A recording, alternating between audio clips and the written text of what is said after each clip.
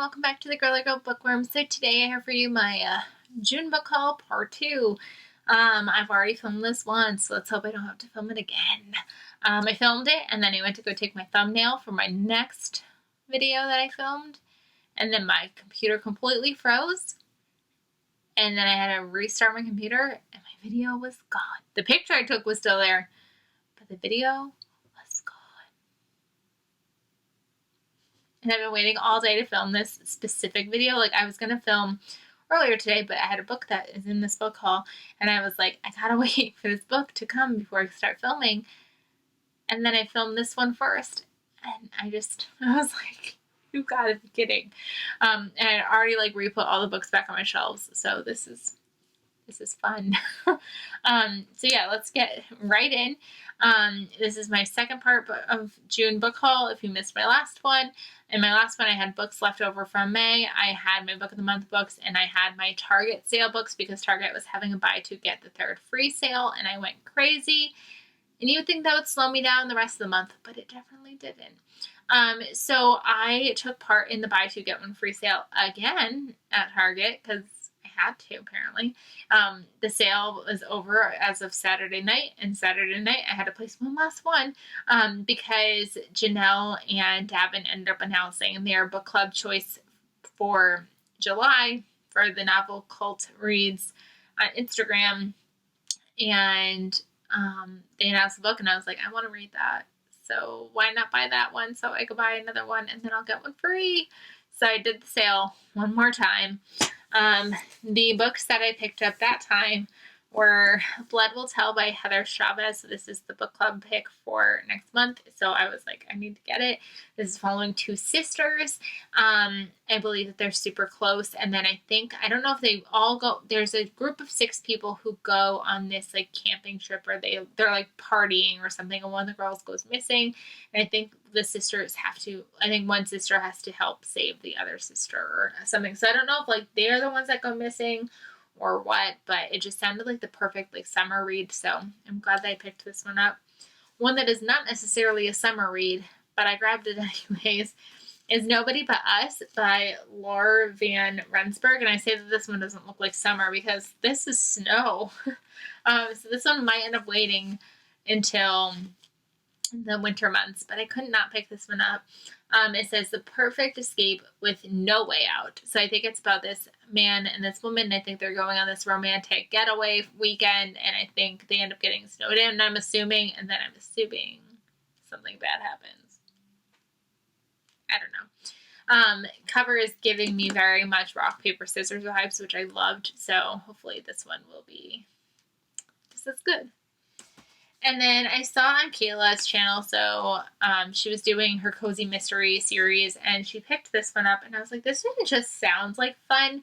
This is Under Lock and Skeleton Key by Gigi Pandian, and this, I think, is a series, and I think that this one is about a woman who, her family makes, like, hidden staircases and, like, hidden rooms off of bookcases and things like that, and she goes into a house and she like moves the bookcase or something, and her lookalike is dead there, and I believe she is also like a magician's assistant or something like that, and so now she's worried that like if they killed the person who looks like her, they must want to kill her too. So it just sounded really fun and interesting, and I had to grab it. Earlier in the month, I went to Target and bought books before the sale happened, which made me mad because I think the sale like happened like the next day or something, or like a few days later. I was buying books for a family friend who is retiring, and so I was making her like a gift basket of sorts because she's also a reader, and I also had to buy books for myself because selfish like that, right? So I ended up grabbing It Happened One Summer and Hook, Line, and Sinker by Tessa Bailey. I've never read a Tessa Bailey book. I bought Window Shopping for Christmas, and then I never ended up reading it, which I will be reading this winter. But these covers, I don't know. I had heard that this main character is very similar to a Schitt's Creek situation where these sisters end up basically in like a Schitt's Creek situation, and they have to figure their lives out. And I've heard she's very similar to, oh my gosh, I can't say her name. The main character in Schitt's Creek. The main daughter. I don't know, I can't say her name right now. I could like picture her, I could see her. And I love her in the show, but I was worried how she would like transition into book form. But I don't know, I keep hearing so many great things about these ones, and I needed to get them. And they look perfect for summer, so I'm excited to have them. And then I did a trade with someone over on Facebook for on one of those like trading swap pages. And I ended up getting Deepwater by Emma Bamford. Now, this is a book that I almost pre-ordered because it came out in the end of May. And I know this isn't our copy, but I traded her with a book that I was never going to reread. So I was like, hey, if I can get a basically brand new book for $3 instead of paying $20 for the real hardcover, I'm going to do it. So I did it. And I think that this is a yacht that is in distress, and they go save it, and on board is a British couple, and they claim that they've come from a paradise island that has like never been known before. I don't know. It sounded really interesting. And, like, it talks about being like on the harbors of Malaysia. It sounds perfect for the beach. It sounds crazy and just it's barely 300 pages. I thought this would be perfect. We go to the Cape pretty much every summer, so I figured this would be perfect to take with me to the Cape because it's about water. Hopefully it doesn't give me nightmares, but just perfect summer reads. I've been really on the hunt for like true good beach reads. And then Kendra was selling books on one of the Facebook pages, and I reached out to her because I saw she was selling one. I was like, did you sell that book yet? Because I want it, like, badly. So I was going to buy it off her, but then she ended up sending it to me because she is super kind, and we like chat on the daily. She doesn't make videos anymore, but she was on here as Kendra Loves Books. She's over on Instagram, but she mostly just posts in her story. But yeah, enough rambling. I got The Herd from her by Andrea Bartz. This is the same author who wrote We Were Never Here, and I loved that book in the beginning of the year. I gave it 4.5 stars. So, and it was actually probably more like a 5-star read. So I really wanted to get this book because it's part of her backlist, and I've been terrible about picking up backlist books. That used to be like the only thing I read, and now I feel like I don't do that ever. So when I saw she was getting rid of this one, I was like, I need to have that one. I need to. So I was very happy that she was willing to send this my way. And then I've been selling books over on Pango Books, and I have also been buying books over on Pango Books. So one of the books I ended up getting was Darling Girl by Liz Michalaski. This one is kind of a modern day, like, Peter Pan story where I believe, like, Wendy's granddaughter is selling, like, perfume or something like that. Skincare. And I think her daughter ends up becoming in a coma, and I think they think it's Peter Pan's fault. So I don't think it's like a classic, like, this is a Peter Pan retelling. I think it's just like a play on the Peter Pan story. I've heard really mixed things about it, but I really wanted to give it a try. I did buy the Book of the Month edition just because that's the edition that was available on Pango. I really actually wanted to throw this in my Book of the Month cart. I've been like trying to, but the Book of the Month choices have been too good lately that it's been really hard to fit in everything I've wanted. So when I saw this for a decent price on Pango, I picked this one up. I also grabbed The Godmothers by Camille Aubrey. This is available for pre-order for June. I have a feeling they were releasing the paperback, but I couldn't find the hardcover, so I don't know what was going on, but I thought this was like a new release, but I could be wrong. This one is what I've heard, what we all wished The Family was. I never ended up reading The Family. I still have it. I still need to get to it. But I think people were let down by that one, but they said this one was like the better version. So I'm beginning to be very curious to see the difference between the two. I believe that they are kind of like The Godfather, but like the wives story. But like not like The Godfather, but like the mob scene, but like the wives side of mobbery. Is mobbery a word? I just made it a word. And like I said, I saw this one on Pinko. Somebody was selling it for like $5. Shipping was like $3.97. So I essentially paid like $8 or $9 for a essentially brand new hardcover. Couldn't pass it up. Could not. So I canceled my pre-order and bought that one. And then one day, this is like the story of my life lately, is I need something same day delivery. So what do? I throw in a book. So I threw in The Lions of Fifth Avenue by Fiona Davis. I really, really, really, really loved Magnolia Palace this year. So I'm trying to go back and read her backlist titles. I had read,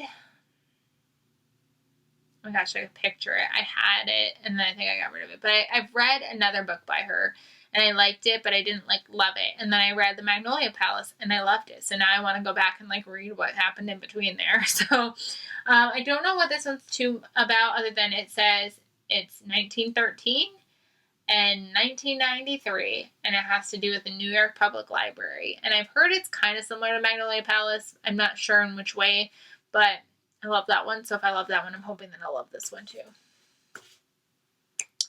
Then for books that I have pre-ordered, which was a lot for June, more than I ever have pre-ordered. So let's just dive in. So one is technically, I don't know, I could call it a pre-order. I had a pre-order for May and then I didn't have a pre-order for May. And long story short, I have it now. And that is It Could Be Anyone by Jamie Lynn Hendricks. Now, if you didn't watch me read this one earlier in the year, I've already read this one. I read it through Netgalley. I read her first book, Finding Tessa, this year. Loved it. We just did with Novel Cult Reads. I think it's just Novel Cult. I don't know why I keep calling it Novel Cult Reads. They were reading this as their book club pick, and then we got to Zoom with the author. And my heart broke for her because she had this originally published. It was supposed to be published in the beginning of May, and it got pushed back. And it got pushed to the day after Memorial Day, which was already a hard release day in the first place. And something happened where, it didn't actually get released. Pre-orders got canceled because they didn't have the book to, actually fulfill the orders. If you went on Amazon, you couldn't even, click pay. Or, you couldn't even, buy one, didn't have the buy button. And then, it was supposed to be in all the Barnes & Noble across America, and it wasn't. So she just had such a rough release of this book. And she wanted to have a sequel for it, and now it's sounding like that might not happen because it had such a poor release day in the first place, but, it wasn't her fault. And, my heart breaks for her. So if this book remotely sounds interesting to you, please pick it up. Do whatever you can to support her because her books are fantastic and she is such an amazing person to interact with. That Zoom was so much fun. This one is following a wedding. And the very first scene, the groom dies. Just drops dead. And we are following 5 perspectives of friends that are at this wedding. And we're trying to figure out who could it be because it could have been anyone. Fantastic, unputdownable, short chapters.